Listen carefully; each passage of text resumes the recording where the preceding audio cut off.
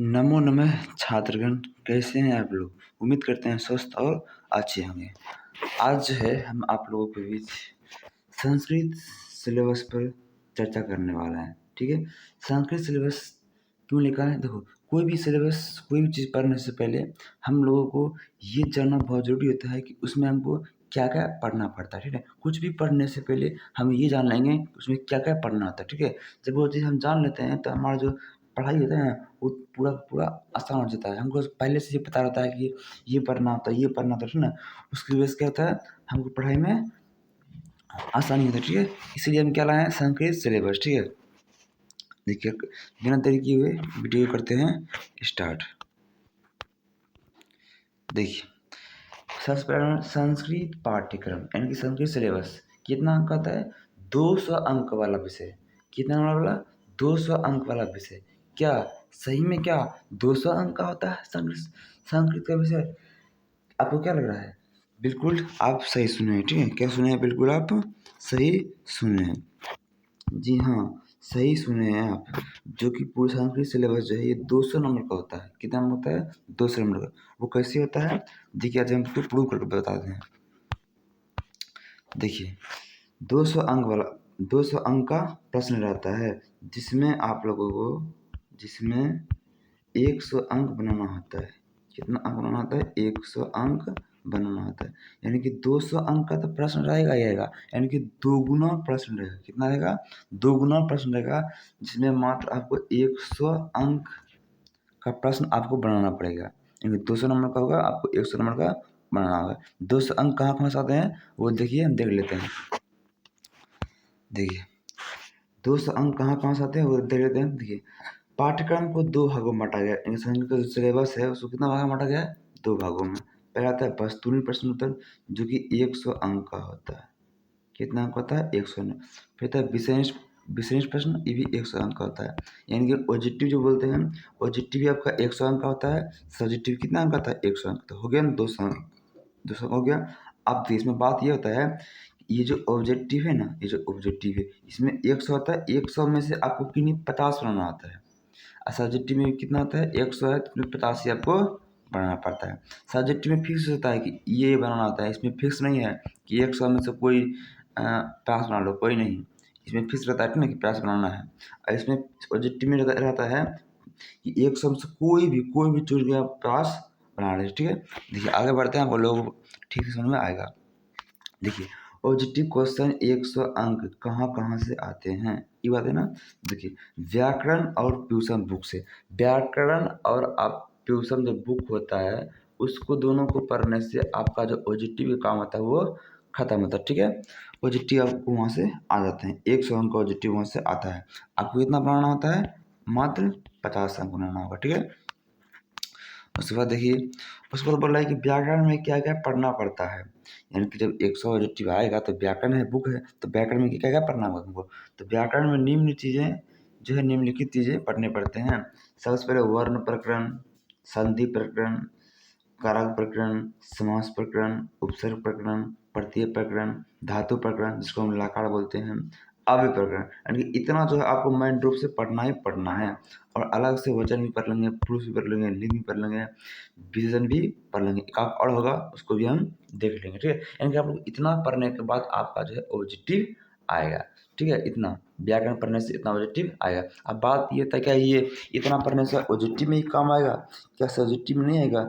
देखिए, ये जो व्याकरण का पाठ है ना, ये जो जितना भी है बारह पाठ, इसको पढ़ने के बाद आपका मात्र ऑब्जेक्टिव ही बनेगा, ठीक है? ये ऑब्जेक्टिव ही बनेगा, इससे सब्जेक्टिव नहीं आते। ऐसा नहीं है कि बोल देगा वर्ण प्रकरण किसे कहते हैं, वचन क्या है, पुरुष क्या है, ये सब आने वाला है नहीं, ठीक है? सब्जेक्टिव का एक अपना भाग है, ठीक है? इतना सा सब पढ़ने के बाद हमको मात्र ऑब्जेक्टिव बनेगा। कितना क्या बनेगा?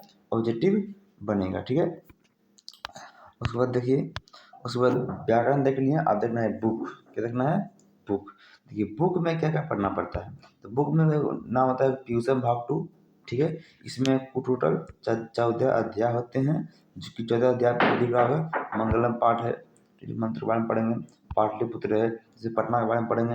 रस कथा है, आलस्य पर पढ़ेंगे, ठीक है? इसी तरह संस्कृत साहित्य लौकिका, भारत महिमा, भारतीय संस्कार, नीति श्लोका, कर्णवीर कथा, स्वामी दयानंद सरस्वती, मंदाकिनी वर्णम, व्याघ्रपति कथा, कर्णस्य दानवीर, विश्व शांति, शास्त्र कड़ा, यानी कि 14 अध्याय पढ़ेंगे तब मेरा यहाँ से क्या बनेगा, ऑब्जेक्टिव बनेगा। ठीक है, क्या बनेगा, ऑब्जेक्टिव बनेगा। और यहाँ से ये सारे बुक पढ़ने से बस ऑब्जेक्टिव नहीं, जैसे व्याकरण में हुआ ना, उतना पढ़ने से बस ऑब्जेक्टिव आएगा, इसमें ऑब्जेक्टिव भी आएगा और ये बुक पूरा पढ़ने से इसमें सब्जेक्टिव भी आता है। ठीक है, अभी ऑब्जेक्टिव का बात कर रहे हैं तो समझिए इससे ऑब्जेक्टिव भी आता है। अब बात यहाँ होता है कितना बुक से ऑब्जेक्टिव आता है, कितना ग्रामर से ऑब्जेक्टिव आता है। अब इस पर हम लोग करने वाले हैं चर्चा।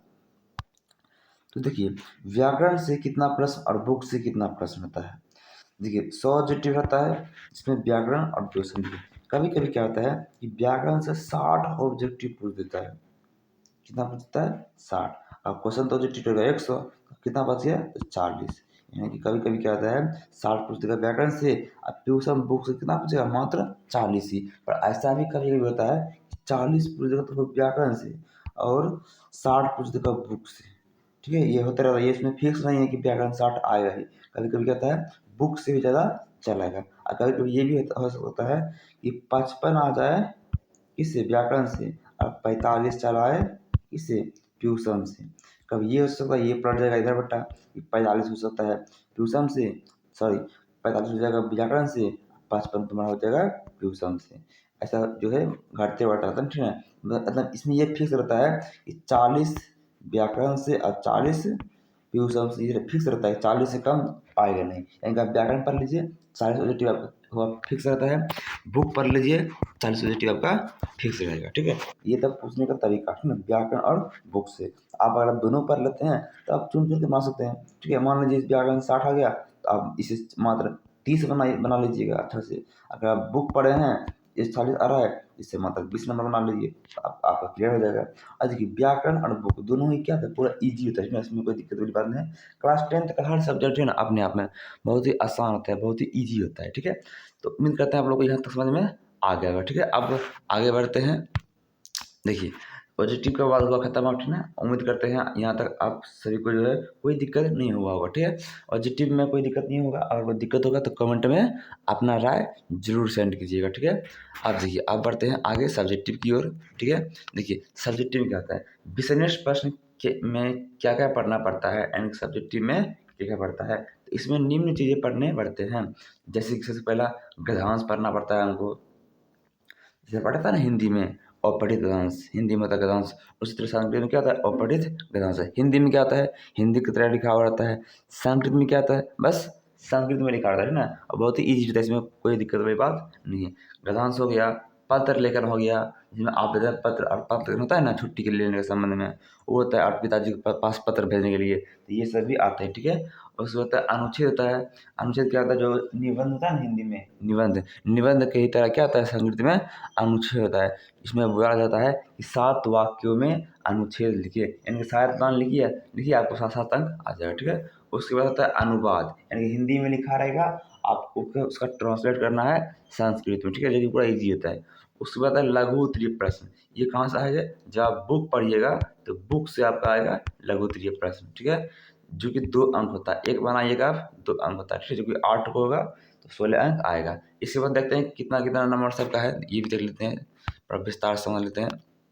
देखिए कितना अंक का आता है इससे, देखिए गद्यांश जो होता है ना, गद्यांश गद्यांश 13 अंक का होता है। कितना अंक होता है, 13। आपको जब असर हुआ कि 4 गद्यांश आते हैं जिनमें 2 बनाना आता है, क्यों 2, इनमें से किन्हीं 2 नहीं, ऐसे नहीं 4 गद्यांश जिसमें कोई 2 बना दो, ऐसा बात नहीं है।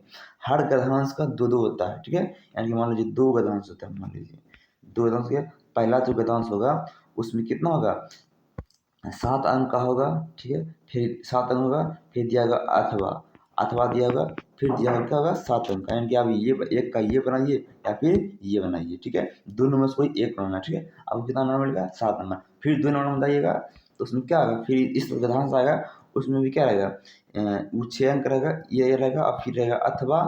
ठीक है, अब फिर रहेगा क्या, 6 अंक का रहेगा, यानी कि अब ये बनाइए या फिर ये बनाइए, दोनों में से कोई एक बनाइए, इनमें से दोनों में से कोई एक बनाइए। 4 हुआ ना, तो कितना बनाना है, हमको 2 ही बनाना है। ठीक है, एक होता है 7 अंक का और एक होता है 6 अंक का, तो कितना हो गया 13 अंक का, यानी कि 13 अंक में क्या हो गया, गद्यांश हो गया। ठीक है, तो उम्मीद करते हैं हम लोग इतना समझ में आ जाएगा गद्यांश के बारे में। अब थोड़ा ये भी आप लोगों को हम बता देना चाहेंगे कि जो ये गद्यांश आते हैं ना, गद्यांश गद्यांश आते कैसे हैं, ठीक है। इसे पूछने का तरीका होता है क्या, जैसे हिंदी में होता है ना, कहानी दे दिया, कहानी में कुछ लिखा हुआ हो और कहानी से उत्तर ही देना है ना। ऐसा बात नहीं कि गद्यांश दिया है, इसका आंसर जो है कहीं और देना है। जो गद्यांश में लिखा हुआ रहेगा उसी को दे दे के यहाँ पर क्या करना है, आंसर देना है।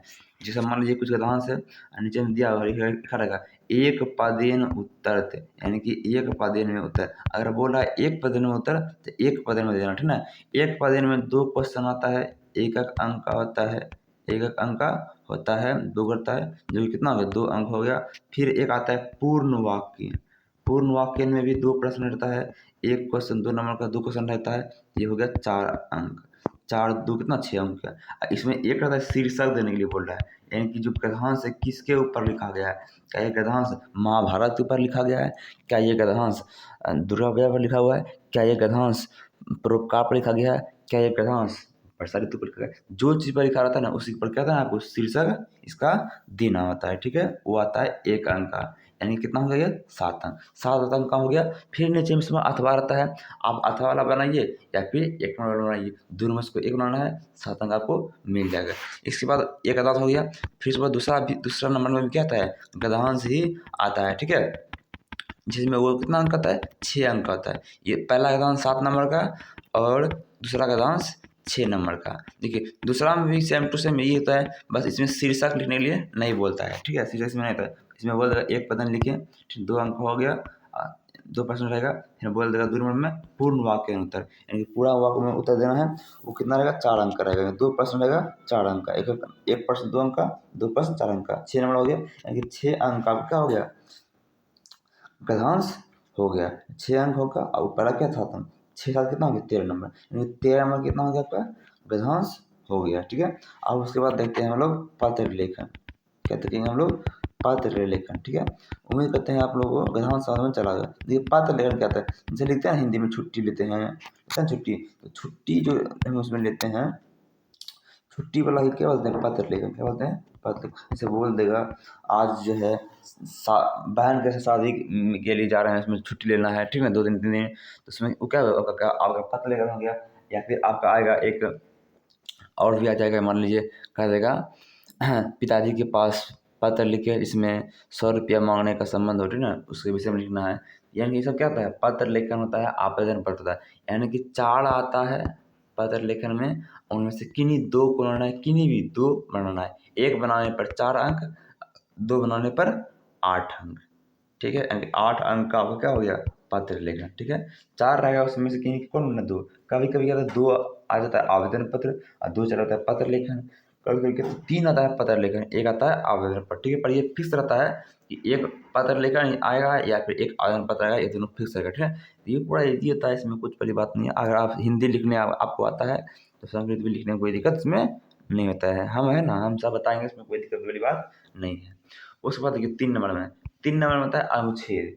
क्या होता है, अनुच्छेद। ये टोटल 7 अंक का होता है। कितने अंक का होता है, 7 वाक्य, 7 वो अंक का होता है और 7 वाक्यों में लिखिए, आपको जो है 7 नंबर मिल जाएगा। लिखना कैसे है तो समझिए, यहाँ पर देखिए कैसे लिखना होता है। जैसे मान लीजिए बोल देगा, बोल दुर्गा पूजा पर अनुच्छेद लिखें 7 वाक्यों में।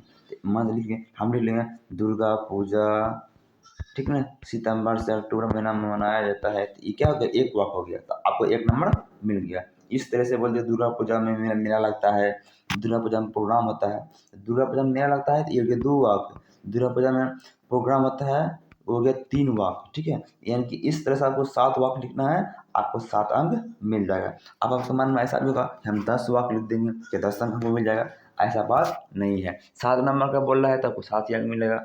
पर क्या होगा, फिर भी हम 10 अंक, अगर मान लीजिए 10 वाक्य लिख देंगे तो क्या होगा, हमको 7 अंक ही मिलेगा। हाँ 7 अंक ही मिलेगा आपको, शुरू से लेकर 7 वाक्य गनेगा, लास्ट वाला फिर उसको जो है नहीं आता, ठीक है। 7 वाक्य ही आपको लिखना है, ठीक। उसके बाद देख लीजिए आपका, उसके बाद क्या है, अनुवाद है। अनुवाद 6 अंक का होता है, ठीक है।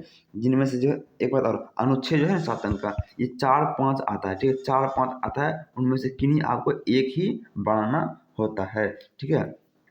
उसके बाद देख लीजिए आप लोग अनुवाद। अनुवाद 6 अंक का होता है, यानी कि आपके पास 12 वाक्य देंगे, 12 वाक्य देंगे, उनमें से किन्हीं आपको 6 चुन के बनाना है, ठीक है। हिंदी में रहेगा, आपको संस्कृत में करना है और पूरा ईजी होता है, इसमें कोई दिक्कत की बात नहीं। बोल देगा राम राम के कितने भाई थे, संस्कृत कीजिए। राजा दशरथ के 4 पुत्र थे, संस्कृत में लिखिए, ठीक है। पूरा ईजी, इसमें कोई दिक्कत वाली बात नहीं है। राम का भाई तेज है, बस इतना आ जाता है, इसमें कोई हार्ड नहीं रहता, इसमें पूरा ईजी रहता है, ठीक है। 12 में से आप 6 आराम से चुन के बना सकते हैं, इसमें कोई बड़ी दिक्कत वाली बात नहीं है। उसके बाद ये लास्ट में आता है लघु उत्तरीय प्रश्न। क्या आता है? लघु उत्तरीय प्रश्न, जो कि 2 अंकियों का होता है। कितने अंक का होता है? 2 अंकियों का होता है। ये आपको ट्यूशन बुक पढ़ने से आपको जो है बनेगा, ठीक है। तो ट्यूशन बुक पढ़ लीजिए आप लोग, उसमें कितना क्वेश्चन आता है? तो 16 प्रश्न उसमें से आते हैं। पूरा ट्यूशन बुक पढ़ेंगे आप, ट्यूशन बुक पढ़ने से क्या आपको सब्जेक्टिव आएगा, 16 क्वेश्चन रहेंगे, जिनमें से कोई आपको 8 प्रश्न बनाना आता है। कितना बनाना आता है? 8 प्रश्न। 8 प्रश्न बनाइए, आपका जो है 16 अंक पूर जाएगा। एक प्रश्न 2 अंक का कितना हो जाएगा? 16 अंक, ठीक है। तो जोड़ लीजिए आप, 13 7 20, 20 8 28, 28 6 34, 34 और 16 कितना है? 50 अंक हो गया ना। 50 अंक, 50 अंक सब्जेक्टिव हो गया। 50 अंक क्या हो गया? ऑब्जेक्टिव हो गया। 100 अंक हो गया। तो ये था मेरा संस्कृत का सिलेबस, ठीक है। ये सब हमको क्या था? पढ़ना था। उम्मीद करते हैं कि सारी चीज़ें आप लोगों को समझ में आया होगा, ठीक है। संस्कृत सिलेबस में, ठीक है, ये पूरा ईजी होता है, इसमें कोई दिक्कत वाली बात नहीं था। अब इसमें आराम से मिनिमम 80 नंबर तो ला ही देंगे। अगर आप सिलेबस को पढ़े हैं ना, तो 80 से 85 नंबर आपका आएगा ही आएगा। इसमें कोई दिक्कत वाली बात नहीं है, ठीक है। मिलते हैं नेक्स्ट वीडियो में, ठीक है। अगर इसमें आप लोगों को कोई दिक्कत होगा, कुछ भी प्रश्न, कुछ भी दिक्कत होगा पूछने समझने में, तो अपना कमेंट राय जरूर कीजिएगा। और एक लाइक आपको ज़रूर करना है और एक कमेंट आपको ज़रूर करना है, क्योंकि वीडियो बनाने में बहुत ही मेहनत लगता है। इसको पहले टाइपिंग करना पड़ता है, ठीक। कभी कभी क्या होता है, टाइपिंग करते करते डिलीट हो जाता है, इसमें जो है ना बहुत मेहनत भी लगता है। तो बस अब कुछ करना नहीं है, बस आपका एक लाइक, एक कमेंट, बस इतना ही। कमेंट और लाइक करने में पैसा लगता नहीं है, ठीक है। एक लाइक और एक कमेंट हमको मोटिवेट करेगा, जो कि और भी आगे वीडियो बनाने में हमको, ठीक है, मतलब जो हमको थोड़ा मोटिवेट करेगा, ठीक है। तो उम्मीद करते हैं आप लोगों को ये वीडियो समझ में आएगा, ठीक है। तो मिलते हैं नेक्स्ट वीडियो में यही जज्बा के साथ, ठीक है। धन्यवाद सभी को।